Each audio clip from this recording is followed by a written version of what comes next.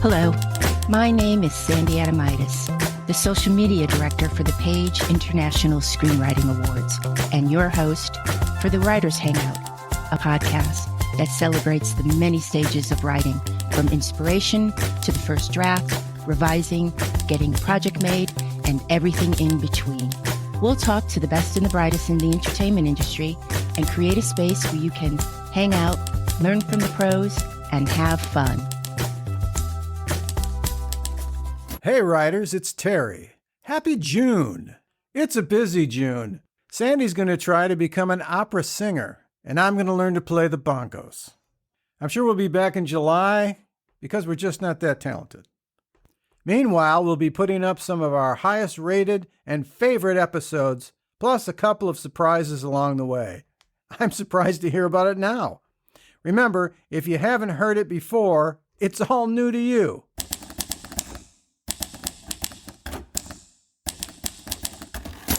Hi, I'm Sandy Adamitis. Hi, I'm Terry Sampson. Terry. Yep. I had the best morning. Really? I did. I got to go have breakfast with my girlfriends, which I haven't seen for a while. You know, when I do that, I get in trouble. But keep going. Sharon's not a big fan of going. No, apparently not. No. Well, but we went to IHOP. Uh-huh. And I had blueberry pancakes with real blueberries. Always the greatest choice. Do you remember when blueberry or strawberry pancakes were just the sauce at IHOP? That's all it was. It was everyone's gone fruit. Everyone's not all in sauce. fruit. Yeah. So I have had 25 cups of coffee and I'm raring to go. You ready, Terry? You are, but maybe I'll just grab on and hold on tight. It's going to be a rocket ride. All right. Okay. Writers, I wanted to talk to you today about Stephen Gaghan. He's an Academy Award and Emmy Award winning writer and director. Stephen is most known for writing the screenplay for Traffic, which he won the Academy Award for Best Adapted Screenplay. Did you ever see Traffic, Terry? I did. Did you like it? Yeah. I remember watching it. Mm-hmm. I don't think I was a huge fan, but I watched it again. I loved it. Okay. Besides Traffic, Stephen directed and wrote screenplays for Syriana, 2005, Abandoned, 2002. His other writing credits include Havoc, 2005, Alamo, 2004. I could have put these in order, but I didn't. And Rules of Engagement, 2000, as well as a handful of episodes of television series. He started in television, and he won an Emmy Award for co-writing a NYPD Blues episode entitled Where's Swaldo? Swaldo? Yes. Wow. Which I guess was a takeoff on Waldo in 1997. And he also wrote for The Practice and New York Undercover. Wow. Terry, that sounds like a smooth life, right? Yeah. Well, Stephen's life is complicated. He was born into solid middle-class family, and he had access to an excellent education and opportunity, but he also suffered from a drug addiction worthy of the legends who died of drug overdoses before him. Wow. Through it all, Stephen persisted. We're going to go back to the beginning. Stephen Gaghan was born on May 6, 1965 in Louisville, Kentucky. He attended Kentucky Country Day School, a college prep school in Louisville. He was an all-state soccer player. He held the assist record at the school for nearly 3 decades. Stephen said in a 2001 article in Newsweek, I wasn't much different from my peers except where they could stop drinking after 3 or 6 or 10 drinks. I couldn't stop and wouldn't stop until I had progressed through marijuana, cocaine, heroin, and finally crack and freebase, which seemed for so many people to be the last stop on the elevator. Wow. Terry, do you want to tell us the premise of Traffic, please? I really don't feel like it. No, I really do feel like it. A look at America's war on drugs through several interconnected stories. Ohio Supreme Court judge is appointed as the nation's drug czar, unaware that his own daughter is a heroin addict. 2 DEA agents pursue the wife of a jailed drugs baron who seeks to control his lucrative business and a Mexican cop takes a lone stand against the powerful cartels in his community. It starred Michael Douglas, Benicio del Toro, Catherine Zeta-Jones, Erica Kristen, Don Cheadle, Topher Grace, Dennis Quaid, Stephen Bauer, and Luis Guzman. I mean, Don Cheadle alone, I'm in. Right, yeah. Each group of people had their own color, is the way Soderbergh kind of set it all up. It was really good. I highly recommend it. Now, Stephen talked to the New York Times about the research period for Traffic. Can you read that quote for us, Terry? I remember when I was writing Traffic, talking to top federal drug enforcement officials and having them say they read it and found it was very good and believable, except the scene where the girl describes her resume. It is the scene in which a prep school student arrested for drug possession ticks off her academic and athletic achievements to a disbelieving social worker. They said to me, there is no way this girl could be achieving at the level you have her achieving at and be using cocaine. I didn't say to them, maybe I should have, that the resume I had the girl reciting was my resume exactly, at a time when I was drinking every day, smoking marijuana, and taking cocaine. The only thing I changed is that, in reality, I had also been on the all-state soccer team in Kentucky. I just had her on the school volleyball team. Isn't that wild? That's crazy. I thought, and this is a first for us, I thought we would do that scene from Traffic. Are you in? Are you game? Yeah, let's do it. Okay, cool. Here are your sides. All right, thank you. You will be playing the role of the social worker. Okay. I will be playing the role of Caroline. And would you also read the stage? Sure. And INT stands for? Interior. I have a mental block on that. I've typed it a million times, by the way. Interior, social worker's office, morning. Caroline is perched on the edge of her chair. Across the desk from her is a tired social worker, 40s, who has been assigned Caroline's case and is giving her the exit interview. How old are you? 16. Live with your parents? Yes. Parents still together? Yes. Do you work? I volunteer. I read to the blind 1 day a week for 2 hours. In school? Cincinnati Country Day. The social worker looks up from her questionnaire and sees Caroline for the first time. Private? Yeah. How are your grades? I'm third in my class. What's that mean? I get all A's. You do? What else do you do? I'm a national merit finalist. I'm on the high Q team and the math team. I'm in the Spanish club. I'm a thespian. I'm vice president of my class. I'm on the volleyball team. The social worker pushes the form she's filling out away and looks again at Caroline. You want to tell me what you're doing here, Caroline? End scene. Can you read what Stephen meant by writing that scene? Yes. The point is that drug addiction can attack anyone, even a high-achieving private school student from a solid middle-class family in Kentucky. It starts out, you're running around with all your friends, hurrah, you know. If you said to me you're going to end up locked up in your bedroom thinking that police were spying from helicopters through the skylight, I'd have to say, no way. I'm going to an Ivy League college and I'm taking over the world. Yep. In his final days of high school, Stephen, he was expelled for driving a go-kart through the school halls, which sounds incredible to me.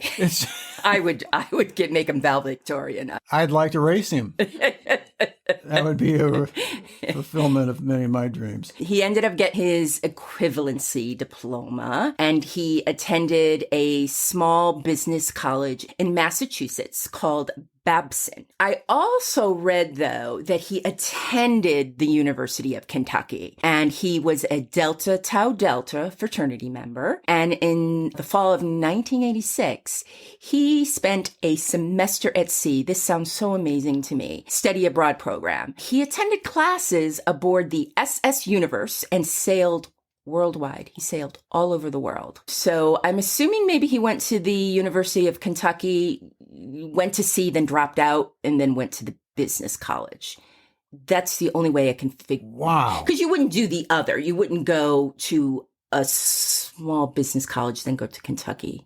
I guess you could do that. I don't know. That part was a little confusing, I have to say. While at Babson, he hooked up with some venture capitalists and started a catalog company, Fallen Empire Inc., which maybe that wasn't the best name because, well, he was hoping at the time when he started the company to make enough money to support his writing and have some money left over for drugs. I mean, he was still firmly in the drug world, but Stephen soon lost everybody's money. And he skipped town and ran away to New York. And he has mentioned throughout all the articles I read about him that is what he did throughout his life. Whenever he got into trouble, he would just skip town. He would just move someplace else, which was just like Lorelai Gilmore in the Gilmore Girls. Oh, I love the Gilmore Girls. When problems got too big for the mother and daughter, they hit the road. So now you've got a drug problem. You're running from all the people that gave you money, and you go to New York. Where else could you find more drugs? maybe Vegas. Yeah, Vegas. Maybe. I did have a friend actually who became clean and sober in Vegas. I didn't know if it was going to happen. Really? Yes, he moved to Vegas and he got clean and sober. Well, he was gambling all the time. Sorry? He was gambling all the time. That's how you take care of one problem. There you go. But he's good at it. Okay. So. Stephen, he's in New York. He would kick the habit for short periods of time. But you know how it goes. He started again. It started with weed, then cocaine, and then sniffable heroin, which was popular during the 90s. Did you do some sniffable heroin in the 90s? I am into sniffable chocolate. Chocolate, yes. Yes. He was a full-on drug addict before he knew it, but he said he thought he was just having a literary adventure, that he was fine. Throughout it all, outside of his drug friends, he was actually able to keep his addiction pretty quiet, but the one thing he couldn't hide was he was always getting arrested. And Stephen thinks it could be as much as 30 arrests all over the country, mostly misdemeanor charges. Then there were 3 DUI arrests for which he was acquitted. I mean, that has to be... He got out of 3 of them? 3 DUIs. Wow. Yeah. Who's his attorney? Mr. White Privilege. Attorney. Yeah. I think that's exactly who that was. Attorney at law. Okay, but then it happens. In 1992... Stephen said he used to buy drugs from underage... Oh, Stephen, my goodness, you were just so terrible. From underage kids who were part of an operation out of an apartment on 18th and 15th in Manhattan. So on October 10th, Stephen was headed down 8th with a small amount of heroin in his pocket and was looking to buy 0.5 gram of cocaine. People who do heroin, they're balancing themselves out with the two ends of the spectrum. He got his coke, he left the building and ran smack into a police sting operation. And this was no minor misdemeanor. This was heroin and cocaine. Stephen borrowed money from his friends and used all of his savings and hired a lawyer, but he kept this also secret from his mother and stepfather in Kentucky. He pleaded guilty to a misdemeanor drug possession charge and was sentenced to a conditional discharge. What is that? Under certain conditions, he was able to not have to be in jail, but he had to follow certain conditions. Oh. But that was in 1992, and he heads to LA in 1993. So whatever conditions he was given, they must have been able to be completed in 1 year. Again, that's quite a privilege. Yeah. Yeah. So it's time to run away again. Sure. And so he runs away to Los Angeles. And he got a job answering phones and reading for a production company and worked towards, at this point, he felt that he could write for TV, that would be his in. And among his many rejections was Baywatch Nights. Baywatch Nights. They did a spinoff where Hasselhoff solved crimes in the evening. You're kidding. That was Baywatch Nights. Oh, that's what oh my. Yes. So he would leave the beach. Would leave the beach. He'd put on his holster.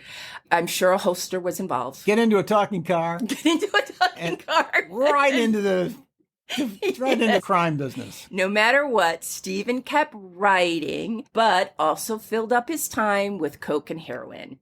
He was living in West Hollywood, writing, taking on part-time jobs, staying up all night, either high or strung out. It's a lifestyle. Wow. By the mid-90s, despite the drug use, Stephen began to get work. In 1995, he wrote, as I mentioned, a script for New York Undercover and wrote an American Gothic script, The Practice and Sleepwalkers. I meant to look that up. I don't know what Sleepwalkers is. Do you recognize that name? In 1997, he won an Academy Award for co-writing an NYPD Blue episode entitled Where's Saldo that I mentioned earlier. If you are a staff writer and you hook up with another writer and you get an Emmy nomination, that's rocket fuel to your career. Yeah. That really pushed him forward. And he says, during that whole time, I smoked crack in my office on the Universal lot, always with some heroin to even it out. I smoked crack in my office on the Fox lot. Even the bungalows, if you're on the Universal or Fox lot, the windows don't open. No. So he's just in his little writer's office. Yep. Burning incense. Yes. July 1997. This is when Stephen hits the wall. Over one long 5-day weekend, Stephen had 3 separate heroin dealers get arrested. 3. It must have been just a big sweep in the city or something. His dealer, his backup dealer, and his backup dealer gone in one day. He had no drugs, and he hit that place, and he describes it this way. The total incomprehensible demoralization. That was the end of it. Up 5 days straight, locked in the bathroom, convinced there was nowhere else to go. I had to kill myself. I am going to kill myself. I just couldn't take another minute of it. Stephen reached out to a fellow writer and actor who got him help. And Stephen has never mentioned the name of the writer-actor because he feels that that person does not want to be identified and he wants to respect that. So he's never named this person that really helped save his life. This person got him into rehab and he met a photographer there named Michelle McCrane, and they have a son named Gardner together. In 2000, Traffic comes out and he wins the Academy Award for Best Adapted Screenplay. I mean, bravo, Stephen, look, he had a privileged life. He did. He wasn't Steven Spielberg's son. That we know of. But he did have a privileged life, and he went on to write Abandon, The Alamo, Havoc, Syriana. He wrote Call of Duty, Game, Ghosts, and last but not least, Robert Downey Jr.'s Dr. Dolittle in 2020. Through it all, he kept writing, and this is what he told the New York Times. I'm happy now. No one who saw me a few years ago believes I would be here. I don't know if drug addiction is genetic. I don't even know if it's a disease, but I do know one thing. You have to treat it like a disease because if you don't, you die. So, Terry, the moral of this story is if you're high on cocaine, you get an Emmy. If you're clean and sober, you get an Oscar. So remember that, writers. Okay. Reach your goals. No. But what a fascinating story, Stephen Gaghan. I admire this man. I admire his persistence. He never gave up. He just kept going. Obviously talented. Had to be. Talented human being. Yeah. To go with all these problems and really not having it stop him. Mm-hmm. To have so much talent in you. Does this run along the lines of famous novelists with drinking problems like Hemingway? Is this part of the reason writing can be done so well? Interesting. One wonders. Interesting, yeah. If anybody has some insight into this, any of our listeners, point it out. I'd like to know some insights. You can email us at the Writers Hangout podcast screenwriter@gmail.com. We also have an Instagram page. We would love to hear from you. You know, one of my favorite comics is Bill Hicks. Are you familiar with Bill Hicks? Yes, Mr. Dry. Oh my God, Yeah, I love Bill so Hicks. great. And I mean, unfortunately, he died pancreatic cancer. Right. But he has this whole bit about drugs, about pick up an album, any album. Artist, high. Some of the most creative, amazing music was created on drugs. So that is a whole other podcast, just a whole other avenue of... Well, in that slant, I find that most people who are exceptionally good creatively, and especially in music, they can't accept their talent and they question their talent and they really don't think they're any good. Okay. They really don't. And this weird thing of creating music in particular, because it's so lively and so emotional for people on any level, to get to that stage, people can't believe it. And they can't believe people are being truthful with them and believe in, are fans of what they do. And the drugs help that out, apparently. Break down barriers, like so they can emote, or no, it has nothing to do. It has, or they don't care. It's the drugs help them. It insulates them from their insecurity. Okay, that's how it works. Okay, because they just don't believe that they're any good. Right. I mean, I know that they put on a big show. Especially, it makes me laugh because if you watch any kind of a music show, you notice how people are dressed, and that helps them separate themselves from the moment. A costume. It gives them a different persona. Yeah. Oh, right. Yeah, it's more or less if somebody shows up in a tuxedo to get an award, they're really making a big statement like, I'm good with where I'm at, because there's the place you want to go as far as accepting your talent, appreciating your talent, appreciating the talent of others, and then just saying, it's my lucky day that I am getting an Oscar or nominated for any award, and that not taking that so much, don't question what you do, just say, this is my thing. Right.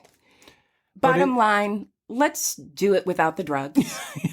Yeah, or the alcohol. Of course. As I always tell my doctor, I just drink socially. You put that down on the chart. But yeah, if we can get to the point, and maybe that is surrounding yourself with people who believe in you, keep creating, get past that I'm no good. And you can do that by just doing it over and over and over. And we don't have to be high or drunk to create. Right. That's for certain. And if you feel inferior because of, sometimes if you're a music writer specifically, sometimes you have to just turn on the radio and hear something but there's an old reference, right? The radio. Oh, we should, for any writers out there for first time, your background is music. And you work with singers all the time. Sure. And especially the singing thing is a good example. You really put yourself out there when you're singing, and you can be completely decimated if somebody mocks you or whatever. Right. Because you're really not certain of your own talent.